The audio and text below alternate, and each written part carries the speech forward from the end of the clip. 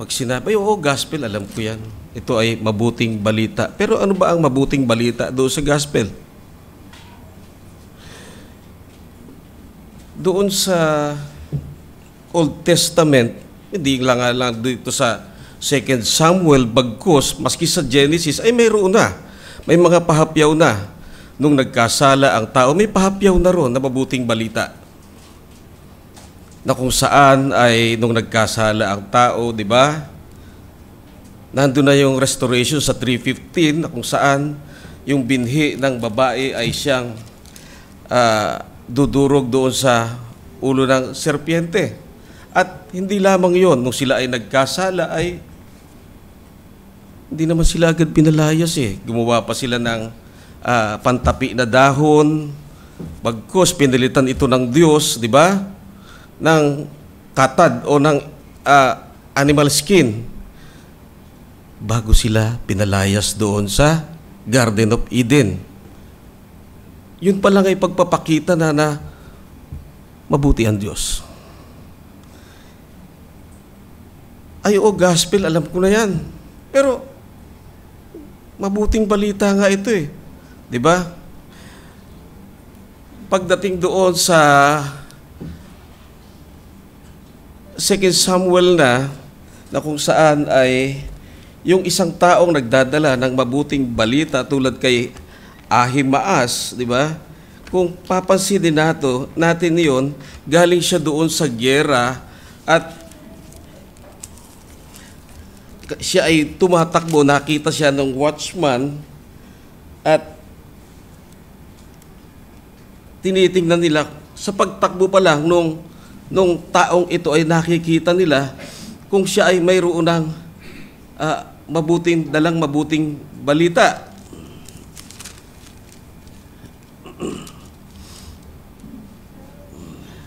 Sabi dito sa 26, the watchman called to the gate and said, "See another man running alone." The king said, He also brings news." The watchman said, "I think the running man of the first is like the running of Ahimaas, the son of Sadok." And the king said, "He is a good man and comes with the good news."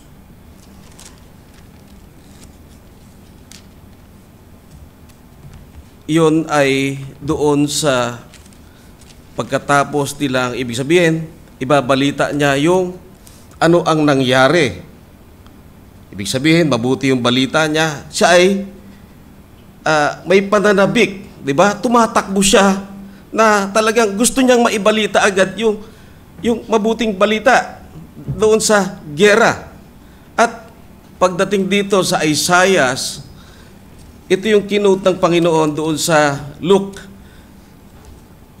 Ito yung propesiya. "The Spirit of the Lord is upon me, because the Lord has anointed me to bring good news to the poor." Yung explanation po ng poor nandoon niya sa Matthew 5 verse 3. Poor, hindi sila poor dahil wala silang makain sa Mateo. Bagkus ay poor sila in spirit.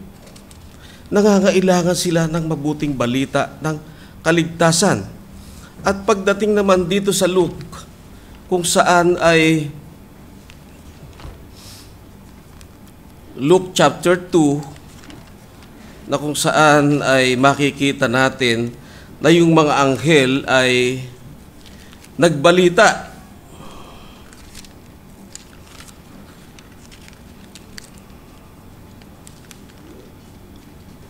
Sabi sa chapter 2 verse 13, "And suddenly there was an angel of multitude of heavenly hosts praising God and saying, Glory to God in the highest, and on earth peace among those whom He is pleased." Yun po ay gospel, mabuting balita. Whom He is pleased. At makikita rin natin dito sa Mark at sa Mateo, ang sabi ng Panginoon, nandito siya, dumating siya para ipahayag ang mabuting balita ng kaharian ng Diyos. Kaya,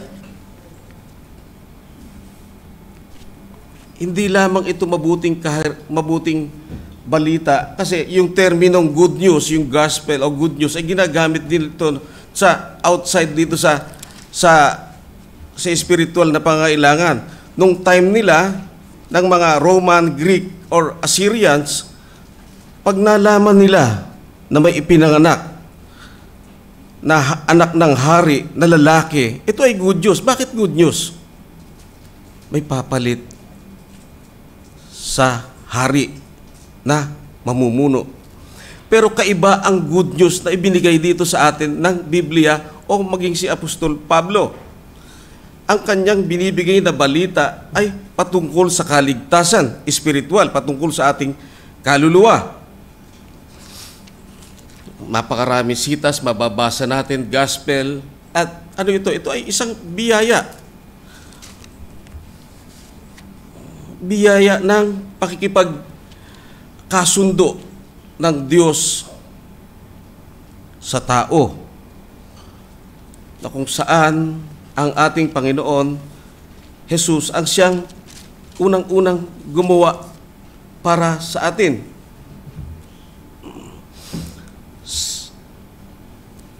Kung ating titingnan kung bakit isinulat ito ni Apostol Pablo, narating niya ba ang Kolosas? Hindi po. Nung 3 taong siyang nangangaral doon sa Ephesus, maaaring si Epapras ay nakadinig ng mabuting balita. At ito ay dinala niya doon sa mga taga-Kolosas. Kung mapapansin natin doon sa Acts 19:10, all the residents of Asia hear the word of the Lord. Asia, yung time nila noon, ito yung Lower Turkey, at hindi lang maging yung Laodicea at Hierapolis ay sakop noon. At si Apostol Pablo, nung isinusulat niya ang sulat na ito, ay nasa kulungan. Nakikita natin yan na kung saan ay siya ay nakakulong. At ang Kolosas ay hindi napuntahan ni Apostol Pablo. Sa chapter 1 verse 4, chapter 2 verse 1, makikita natin dito kung saan 1:4, sabi niya rito, since we have heard of your faith in Christ Jesus and the love of you that you have for all the saints. At sa chapter 2 verse 1, ganun din, for I want you to know how great I struggle have you for those at Laodicea and for all who have not seen me face to face. Ibig sabihin, hindi siya nakarating pa dito sa Kolosas. At sino ang nagbigay ng mabuting balita sa kanila? Sa verse 7, just as you have learned it from Epaphras, our beloved fellow servant. Si Epaphras ang nagbigay ng mabuting balita sa kanila, nagdala ng mabuting balitang ito. At dito ay mariin na tinatalakay ni Apostol Pablo kung sino ang ating Panginoong Hesukristo at bakit natin siya dapat pagtiwalaan.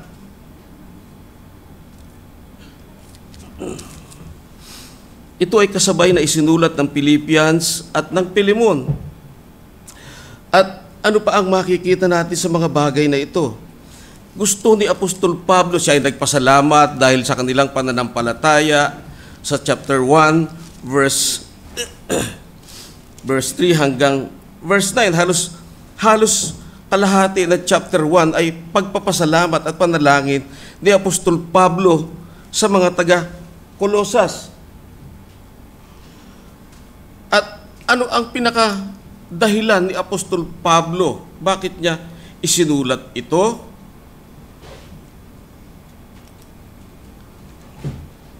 Kung titingnan ninyo doon sa katapos-tapusan ng verse ng chapter 1, verse 27, sabi niya, verse 28, him we proclaim, warning everyone that we may present everyone mature in Christ.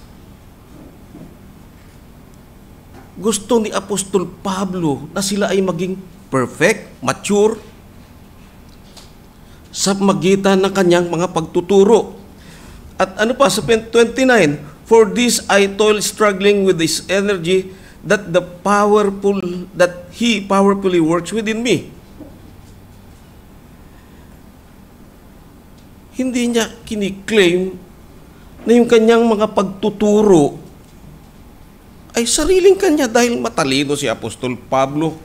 Nag-aral siya, naupo siya doon sa paanan ni Gamaliel at siya ang outstanding. Pero hindi niya kiniklaim na siya ay magaling.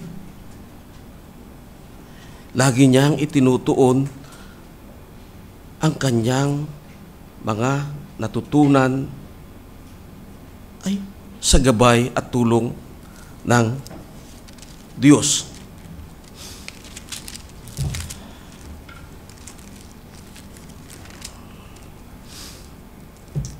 Sabi ko nga, di ba?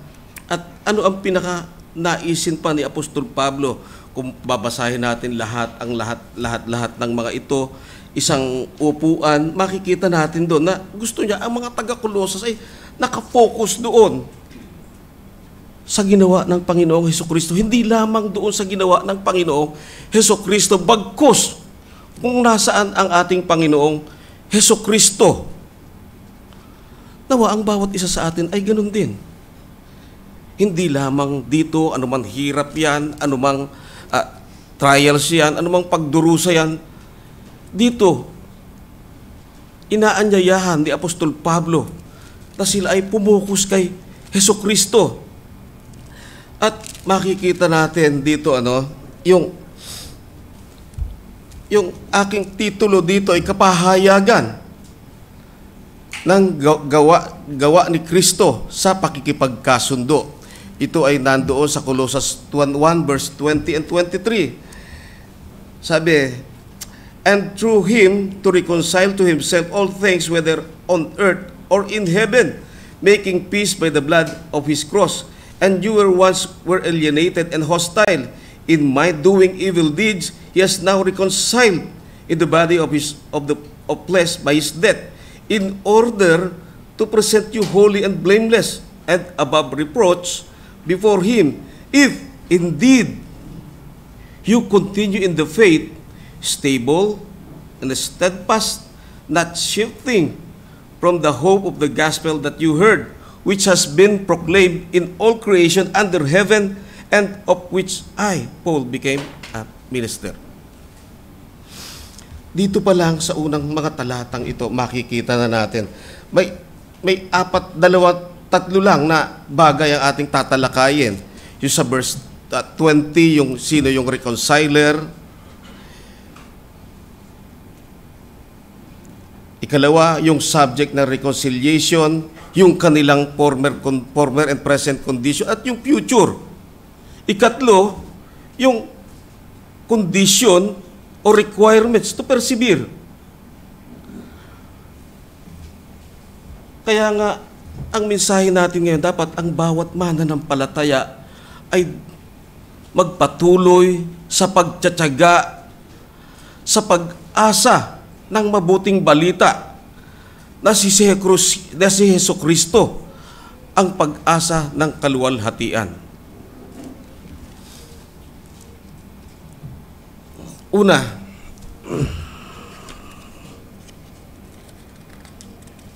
sensya na po kayo, talagang sulat-sulat lang tayo.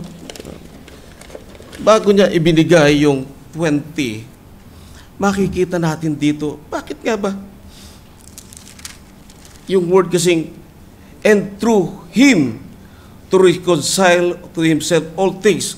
Karapat-dapat ba ang ating Panginoong Hesukristo? Kasi ito yung tinatalakay dito sa Colossus chapter 2. Dinedevaluate nila ang ginawa ng Panginoon. Pero eto, mariing sinabi ng Panginoong, ay ni Apostol Pablo, unang-una, sa verse 15, is the image of the invisible God. Pag sinabing image, ito yung imahe ng Diyos na hindi nakikita, ito yung imahe ng Diyos na unapproachable light. Kaya, hindi tayo pwedeng tumingin ng direktahan sa Panginoon, maging ang mga anghel na banal, ay nagtatakip sila ng kanilang mata at ng katawan. Walang makakakita ng direktahan sa Diyos Ama. At kung mapapansin din natin yan, yung image of the invisible God, sabi sa 2:9 din, for in Him the whole fullness of deity dwells bodily. Lahat kung ano ang Panginoong Diyos, ang iyong Diyos Ama, ay ganoon ang Hesukristo, ang pagka-Diyos ni Hesukristo. At mapapansin din natin sa John 14:9 na kung saan kinakausap niya si Felipe, ang sabi niya,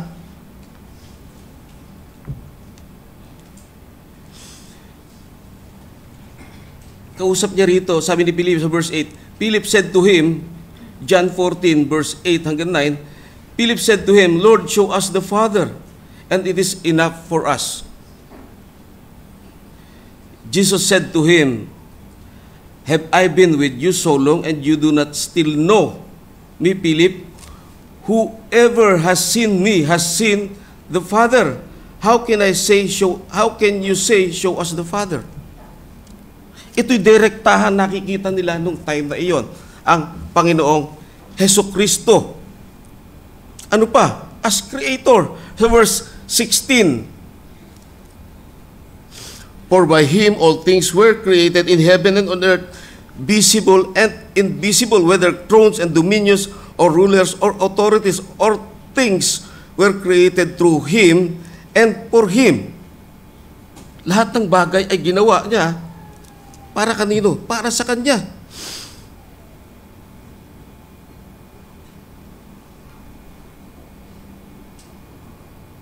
Makikita natin yan doon sa John 1. John chapter 1 verse 1 to 5. Pinakikita ni John kung sino ang Panginoong Hesukristo. Intro pa lang po yan. Matatapos din tayo. At makikita natin, hindi lamang iyan, maski sa Hebrews 1 verse 3, ipinakikita ng sumulat ng Ebreyo kung sino ang Panginoong Jesus. Dahil sabi niya dito, 1 verse 3 ng Ebreyo, kung meron po kayo ay samahan nyo na lang ako o pakitingnan nyo na lang din sa Tagalog. He is the radiance of the glory of God and the exact imprint of His nature, and He upholds the universe by the word of His power. After making purification for sins, He sat down at the right hand of the Majesty on high. Nasaan siya ngayon? Nandoon sa langit. Anong ginagawa? Dumudulog para sa atin. At pagdating doon sa verse 17, He is before all things. Bago pa nilikha ang mga bagay ay nandoroon na siya. At pagdating naman sa iglesia, sa verse 18, He is the head of the body, the church. He is the beginning of the firstborn from the dead, that in everything He might be the preeminent. Pinapakita lamang dito sa verse 18 na siya yung authority ng church.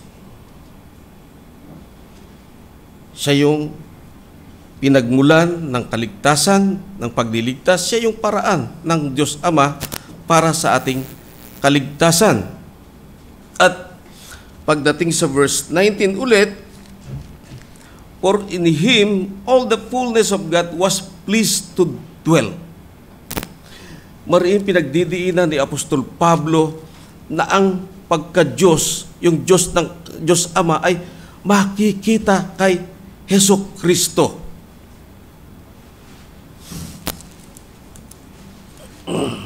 Yung word kasing reconciliation, yung pakikipagkasundo, hindi tayo ang nagpasimula nito. Pagkos ang Diyos na ang nagpasimula nito. Doon pa lang sa Genesis may pahapyaw na kung paanong binanggit yun sa 3:15. Di ba? At yung reconciliation, ito kasi yung restoration ng inyong relation o yung unity nyo ay na-restore na.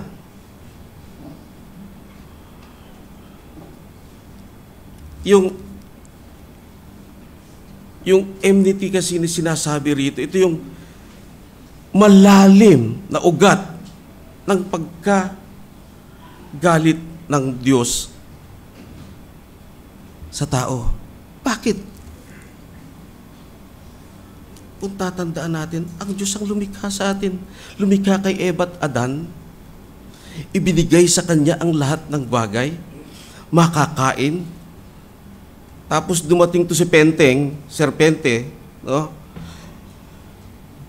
Binulungan sila. Totoo ba? At kayo ay magiging Diyos. Doon na panlalansi. Nung nakita ni Eva, sabi nung serpiente, at kayo ay magiging katulad ng Diyos. Nakita ni Eva, magiging katulad kami ng Diyos. Kaya kumuha siya ng isang piraso ng prutas. Yun na ang pasimula. Pero bakit si Eva yung kumuha? Hindi naman si Adan eh.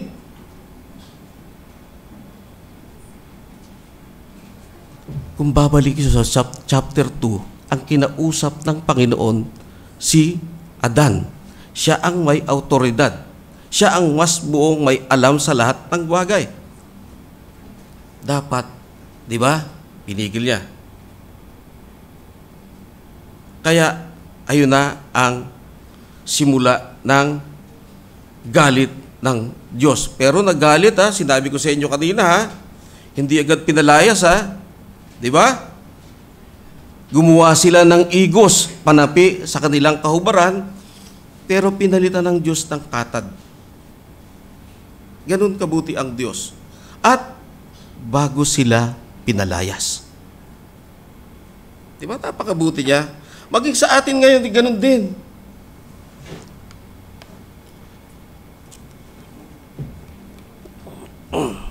At patuloy na yung pakikipaglaban natin sa Diyos ay nandoroon.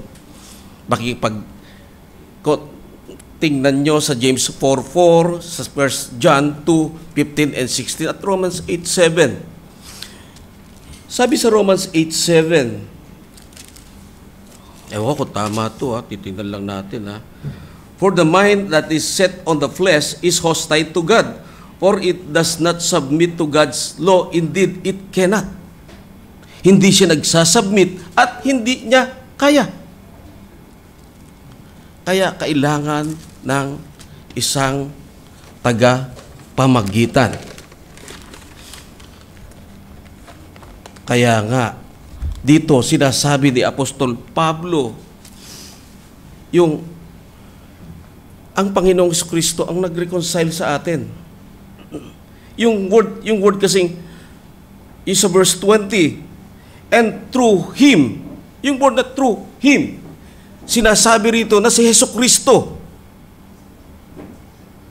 siya yung may credentials kanina na binasa ko, o yung qualities ng Diyos at yung may kakayahan, may karapatan sa ating magligtas, at siya yung autoridad ng iglesia. And through Him to reconcile, mula kay Adan, galit na sa atin ang Diyos, may pakikipaglaban na sa atin ang Diyos, at ayaw nating mag-submit. At kung titingnan natin, pagdating pa roon sa Babel, gumagawa pa sila ng isang building na napakataas para para abutin nila ang trono ng Diyos. Yun yung patuloy na pakikipaglaban ng tao sa Diyos. Pero napakabuti ng Diyos. Yung word kasing, and through Him, wala siyang kasalanan. Pero makikita natin, yung word kasing through Him dyan, kung babasahin natin doon sa yung Colossus 2, verse 13 and 14, sabi, But now in Christ Jesus, you were once far and have been brought near by the blood of Christ, sa pagitan ng dugo ni Hesukristo. And for He Himself is our peace, who has made us both one and has broken down the flesh, dividing the wall. Ito kasi yung Hudyo saka yung mga Gentil ay nagkakaroon ng division dahil sinasabi ng mga Hudyo, nasa amin ang mga patriarka, nasa amin ang kautusan, nasa amin ang lahat-lahat. Ito yung yabang ng mga Hudyo. Pero ipinakikita ng Panginoon dito na hindi sila dahil nasa kanila ang lahat ng iyon, bagkus ipinakikita na sa pamagitan lamang ng dugo ng Panginoong Hesukristo. At hindi lamang nagtatapos yun doon. May sinabi pa sa 1:7 ng Efeso, sabi in Him we have redemption through His blood, the forgiveness of our trespasses according to the riches of His grace.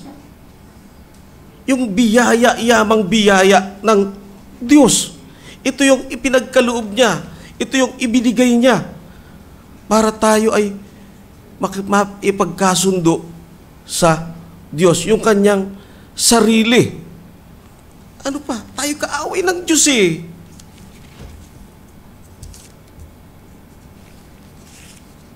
Sabi doon sa Romans 5 verse 10. Romans 5 verse 10, sabi, for while we were enemies, we were reconciled to God by the death of His Son. Much more now that we are reconciled, shall we be saved by His life? Yung kasing reconciled ka na, ito na yung estado mo.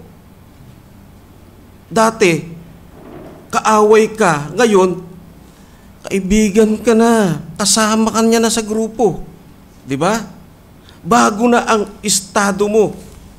Hindi ka na kaaway ng Diyos sa pasimula na sinabi doon sa Genesis. Sa 5:10, simula nung Romans 5:10. At ano pa? Ganun din sa Korinto eh. 2 Corinthians 5:18. Na kung saan sinasabi, pinapaliwanag ni Apostol Pablo na kung saan ay yung kanyang dugo na ang siyang niligtas tayo. 5:18 to 21. Tinuturo ni Apostol Pablo dito na ang Diyos ang siyang may plano ng lahat. All this is from God, who through Christ reconciled us to Himself and gave us the ministry of reconciliation. Si Apostol Pablo sinasabi niya yun, na siya ang daan. Kaya yung mabuting balita na ibinabalita ni Apostol Pablo, ito yung daan ng pakikipagkasundo ng Diyos. Hindi lamang sa time nila noon, bagkus hanggang sa time natin ngayon. At sa verse 21, for our sake, He made Him to be sin, who knew no sin, so that in Him we might become the righteousness of God. Di ba? Naging katuwiran ka pa ng Diyos. Kaibigan ka ng Diyos, hindi ka na kaaway. Kaya makikita natin dito, ang basis ng reconciliation ay yung kamatayan ng kanyang anak. At maraming sita sa Biblia na makikita natin sa pamamagitan ng kanyang krus, sa pamamagitan ng dugo sa krus, sa magitan ng kanyang katawan, doon sa kanyang kamatayan. Kaya, hindi tayo pwedeng lumapit ng direkta. Wala tayong karapatan, kundi yung sasampalatayanan natin ay yung ginawa ng ating Panginoong Hesukristo. At ano yung scope dito? Sabi doon sa verse 20, reconciled all things to himself, all things himself, whether on earth or in heaven. Walang gulo sa heaven. Dahil inayos niya na ang lahat ng bagay. Ito yung future na kalalagyan ng bawat mananampalataya ni Hesukristo.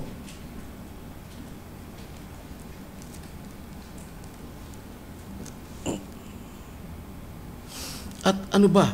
Yun lang ba? Hindi pa, meron pa. Pagdating doon sa 20b, making peace by the blood of His cross. May kapayapaan ka na. Ano yung binigay yung kamatayan ng Panginoong Jesucristo, yung and through Him to reconcile to Himself all things, biyaya ito. At ang dulot ng biyaya ay kapayapaan. Kung mapapansin ninyo, sa bawat panimula ng sulat ni Apostol Pablo, grace to you and peace from God our Father. Napakagandang pambungad lagi ni Apostol Pablo yon sa mga sulat, sa kanyang mga sinusulatan. Hindi lamang grace, kundi nandoon lagi yung kapayapaan dahil ang kapayapaan ay bunga ng biyaya. Bunga ito ng kamatayan ng ating Panginoong Hesukristo. At palasak nga sa atin yung John 3:16, di ba? Bibihira, hindi nakaka-memorize nito. For God so loved the world that whosoever believe in Him. Di ba? Kaya, yung dugong tumigis doon sa cross, ito ay sapat na. Hindi ito katulad nung ginagawa nila ng mga Israelita sa Leviticus, yung pagsasacrifice nila, araw-araw na nagsasacrifice sila doon. Hindi ito katulad noon. Ito ay araw-araw silang nagsasacrifice para sa kasalanan nila. Ito ay once lang ginawa ng ating Panginoong Hesukristo at ito ay sapat na. Pinaniniwalaan mo ba yun? Na sapat na ang kamatayan ni Hesukristo, na ikaw ay magkakaroon ng kapayapaan, na ikaw ay hindi na magkakaroon ng huhusgahan o duhusgahan ng Diyos. Tandaan natin, it is appointed to man die once, and after that, judgment. Hebrews 9:27. Ang mga sumampalataya kay Kristo ay hindi na huhusgahan, bagkus, reward.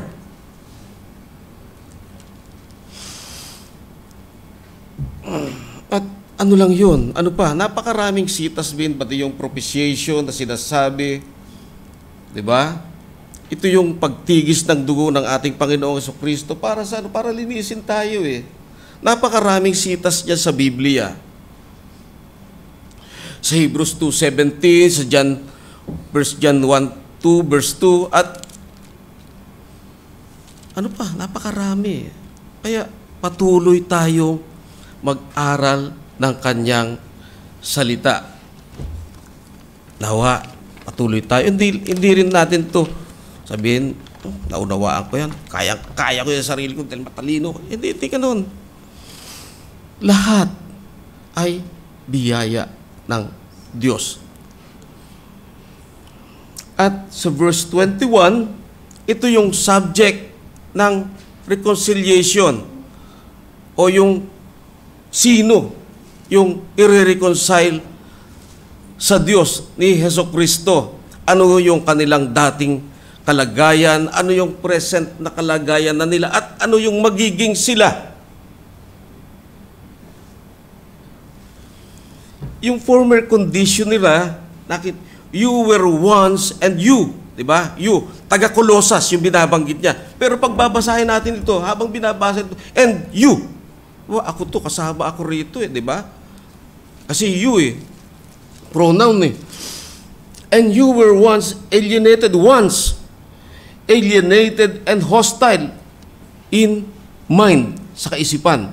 Bakit, di ba, naisip ni Eva, maganda ang magiging katulad ako ng Diyos.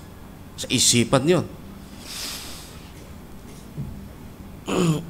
Sabi dito you were once alienated. Ano ba yung alienated? It's a stranger ka, hindi mo alam yung mga bagay na ito. At may paliwanag na naman dyan si Apostol Pablo Sa Ephesians 2:12, tingnan natin para mas maging malinaw. Sabi, 2:12, sabi niya, remember that you were at the time separated from Christ. Ito yung alienated tayo. Sabi, alienated from the commonwealth of Israel, strangers to the covenants of promise. Hindi tayo kasama ron sa tipan noon Ibinigay yung tipan sa kanila lang noon. Hindi natin alam yung mga covenant na yan. Ito'y ibinigay doon sa mga Israelita. At hiwalay din tayo kay Kristo. Hindi natin kilala si Kristo. Pero salamat. Di ba? Merong nagbigay ng mabuting balita. Alienated, strangers, without God sa mundong ito. Wala tayong Diyos. Wala tayong Diyos. Pag magkasala ka, hayaan mo siya. Ganun tayo Pasensya siya. Ganun tayo. Pero nung nakilala natin ang Panginoong Kristo, may pagbabago Ano ba? Doon lang ba nagtatapos yun? At sabi rin ni Apostol Pablo sa 4:18 ng Epeso, they are darkened in their understanding, alienated from the life of God because of the ignorance that is in them.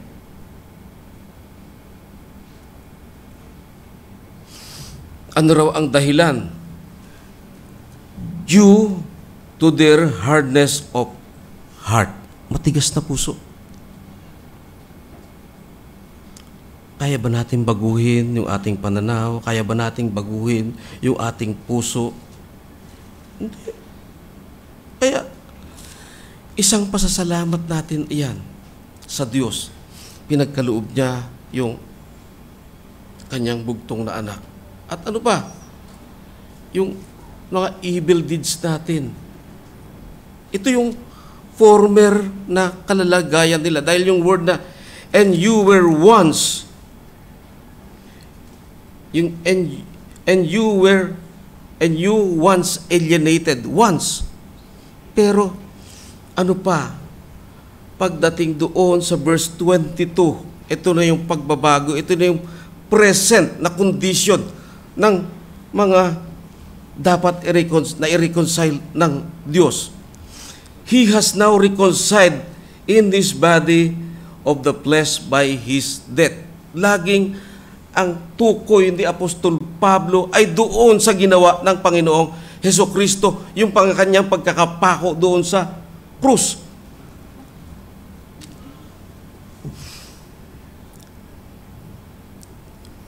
Hindi nga lang alienated, hostile pa, nakalagay doon, kalaban di ba? Laging. Pero salamat sa Diyos, Salamat. Yung word kasi, the verse 22b, reconciled ka na kung ikaw ay sumampalatayang totoo sa Panginoon. Hindi lang ito sumampalataya sa pamamagitan ng iyong nguso, bagkos, puso. Magkapareho ang tunog, magkaiba lang yung letrang una. Puso at nguso.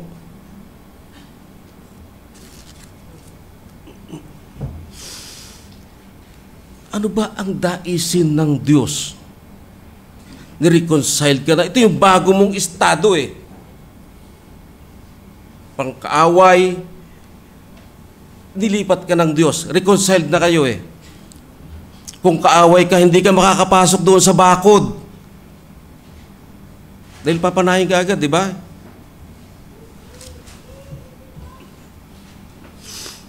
In order to present you holy, nireconciled ka para ikaw ay maging banal. Kaya nga, saints yung sinasabi ni Apostol Pablo doon sa mga sinusulatan niya. Saints, if you are not saints, you are ain't. Sabi, in order to present you holy.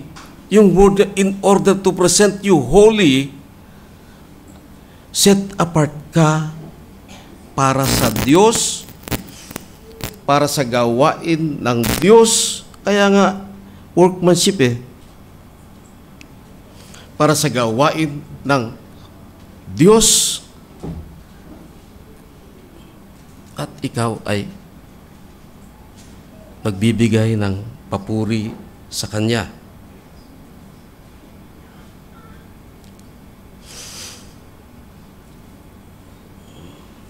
Yung holy, ito yung gawa ng Diyos. At pag ikaw ay holy, set apart ka ng Diyos para sa Kanya.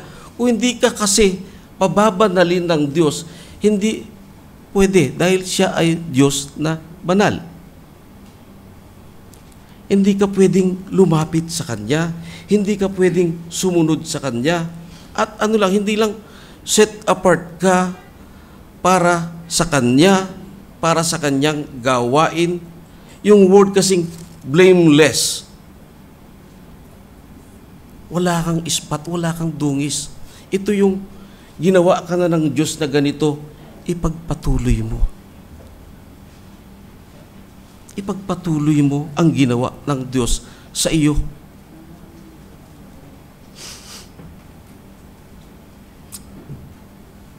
Yung word kasing possession ka ng Diyos Possession ka ng Diyos. Yung holy.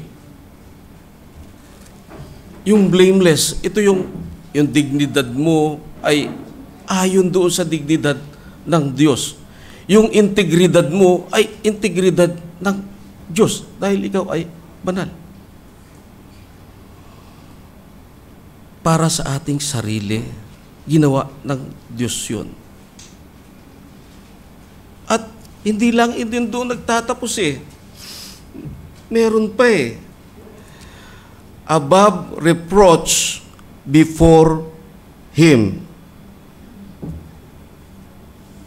without blemish, walang dumi, walang bahid, saka ka lang makakaharap sa Diyos. Ito ang ginawa ng Diyos sa atin. Ito, kaya hindi ba malaking pagpapasalamat yun? Isa ka sa tinawag. Isa ka sa pinabanal ng Diyos. Isa ka sa binanal ng Diyos. Isa ka sa nakakaunawa ng salita ng Diyos.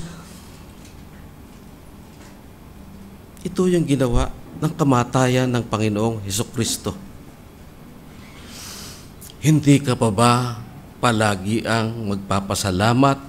Hindi ba ang diwa ng iyong pasasalamat pagbungad mo sa umaga? Panginoon, salamat.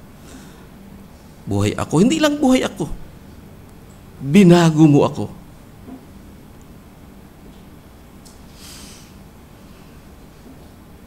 Tatanggapin ba natin ang mga bagay na ito? Siyempre, sasang-ayon tayo. Diyos ang nag-reconcile At pinapakita niya, ito yung dati mong kalalagayan. Ngayon, pinagkasundo ka. Binanal ka pa niya. Patuloy na pinababanal. At doon tayo sa ikatlong puntos na. Baka makatulog na tayo kasi yung ikatlo rito, makikita natin yung condition ng isang binago ng Panginoon o yung condition o yung requirement. Yung condition. Iba yung condition. Condition o requirement para tayo ay magtiyaga. Sabi, 23, if indeed, yung word kasing if is conditional. If indeed, sabi, you continue in the faith. Uy, nagpapatuloy ba tayo sa ating pananampalataya? Patuloy ba nating inaaral ang kanyang salita? Diba? Ikaw ay nireconcile na sa kanya.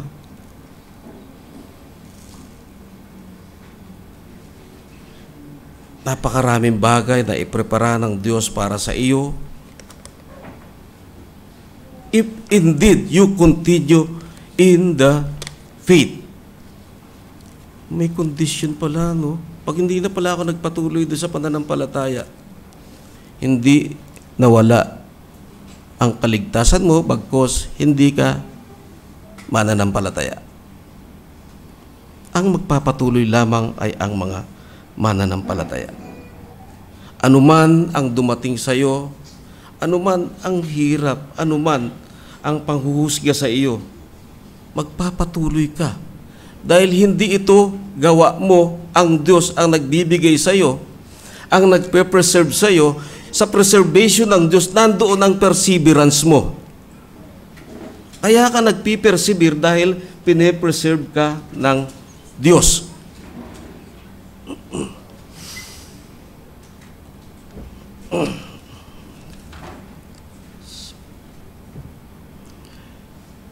If indeed you continue in the faith, nagpapatuloy ka sa pananampalataya, hindi lamang dahil sa ikaw ay nagpapatuloy, kailangan ikaw ay nagmamature, lumalago, at nakaugat kang malalim kay Hesukristo. Pag sinabi kasing faith, ito yung wholehearted trust mo sa Panginoon. Doon sa ginawa niya eh. Yung sa ginawa niya doon sa krus. Hindi dahil sa mabuti kang tao.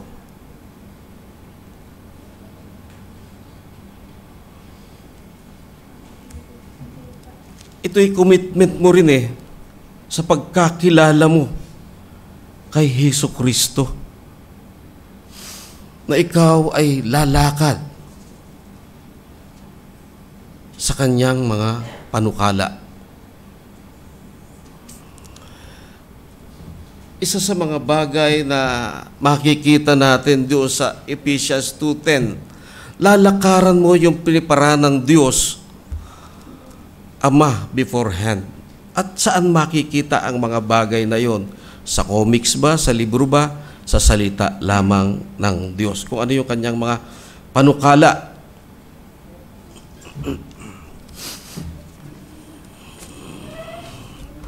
Kaya patuloy na tayo ay lumakad sa panukala, sa pananampalataya.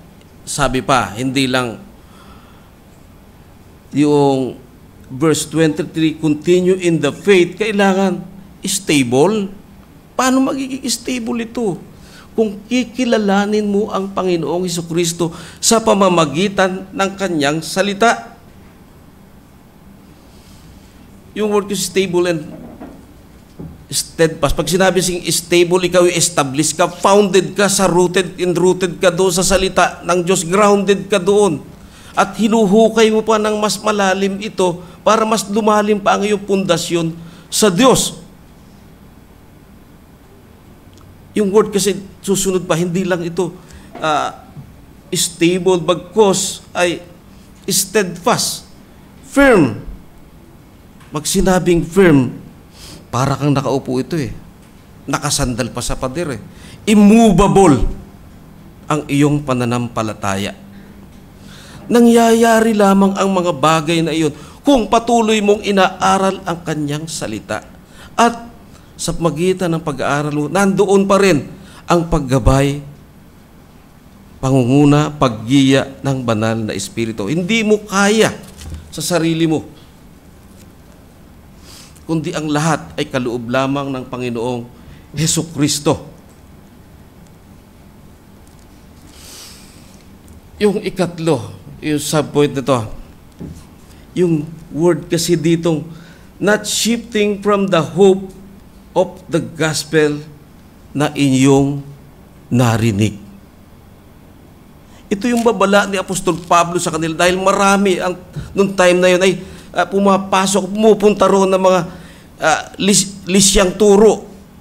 Nandoon yung dapat pasakitan mo ang iyong sarili, huwag kang kakain ng ganito, pwede mong kausapin ng mga anghel. Yung time nila sa mga Colossians, alam natin, mas marami kasi dito sa Colossians ang mga hentil. Kaya eto, nagki-creep in sa kanila, mapasok sa kanila yung ganitong mga katuruan. At hindi lamang yun, andun pa yung mga Jews na legalist. Kaya mariin yung pagsasabi, pagwawarning sa kanila ni Apostol Pablo, not shifting from the hope of the gospel na inyong narinig. Sino ba ang hope ng ating gospel? Sino ba yung ating pag-asa ng mabuting balita? Si Jesucristo yun. Hindi nga lang siya yung hope bagko sa verse 27. To them God chose to make known how great among the Gentiles are the riches of the glory of the mystery, which is Christ in you. Si Kristo ay nasa inyo. Ano ba ito? Siya yung hope ng kaluwalhatian. Darating ang time na ikaw ay kasamang luluwalhatiin ng Diyos. Ano ang dapat nating maging tuon sa mga bagay na ito? Kung inyong papansinin, bukod pa dun sa mga bagay na iyon, at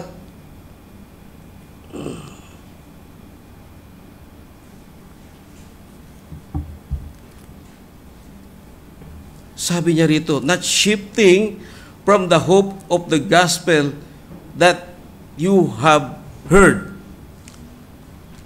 Malayo-layo pa, chapter 2, pagdating pa roon sa chapter 3, ganito ang sinabi ni Apostol Pablo.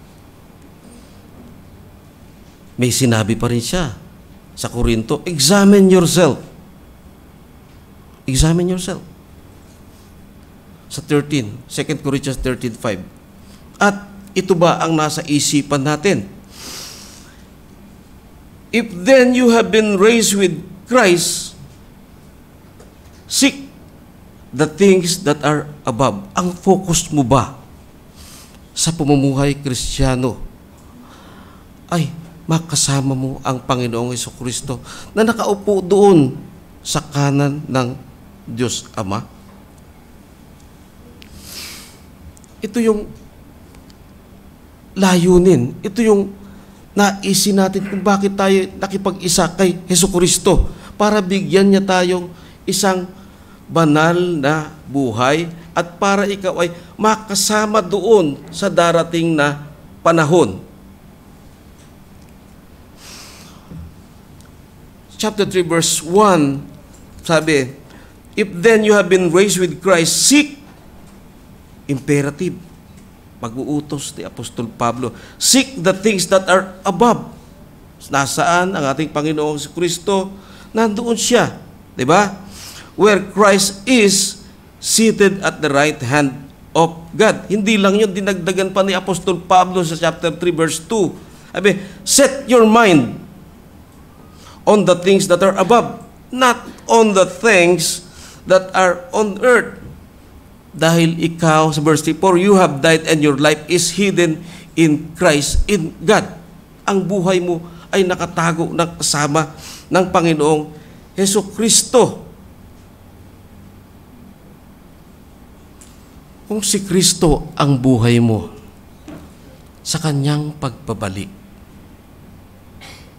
sa kanyang pagpapakitang muli, kasama ka sa kaluwalhatian. Nawa ito yung aim natin. Ito yung aim ng bawat isa sa atin. Kaya nga, napakaraming sitas na sinasabi ni Apostol Pablo, examine yourself. Examine yourself. Totoo ba na ako ay lumalakad sa pananampalataya na ang aking bang ginagawa ang Panginoon ang napapapurihan, siya ang nabibigyan ko ng kaluguran, hindi yung kapitbahay ko, yung mga ganun ba?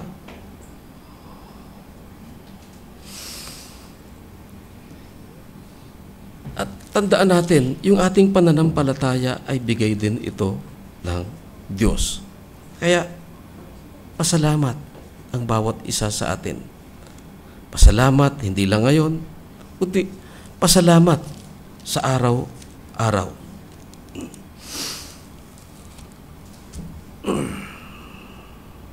Tandaan natin, it is appointed to die once, after that, judgment. Pag ibinigay sa iyo ang mabuting balita, mamuhay ka ng ayon sa mabuting balita. Patuloy nating i-examine ang ating sarili. Ako ba ay lumalakad sa naisin ng Panginoon? Ako ba ay patuloy na nagpapasalamat sa lahat ng biyayang ibinigay niya sa akin? Ang aking layunin ba ay patuloy na mapapurihan ang Diyos? Hindi mapapurihan ako, hindi mapapurihan ang kapitbahay ko, pagkus ang Diyos. Nawa ang bawat isa sa atin ay ganoon ang siyang naisin. Patuloy nating ipanalangin na tayo ay patuloy na bigyan ng pangunawa upang maunawaan natin ang mga bagay na inilagay niya sa kanyang silita na para nating lakaran sa pamumuhay sa mundong ito. Purihin ang Diyos. Tayo po'y manalangin. Minsan padakilang Diyos sa sumasalangit, narito kami ay nagpupuri at nagpapasalamat sa salita mo na ipinagkaloob mo sa bawat isa sa amin. Nawa, O Diyos, ipahintulot mo na makita namin palagian na ikaw ang nakipagkasundo sa amin. At makita namin, O Diyos, yung dati naming kalalagayan,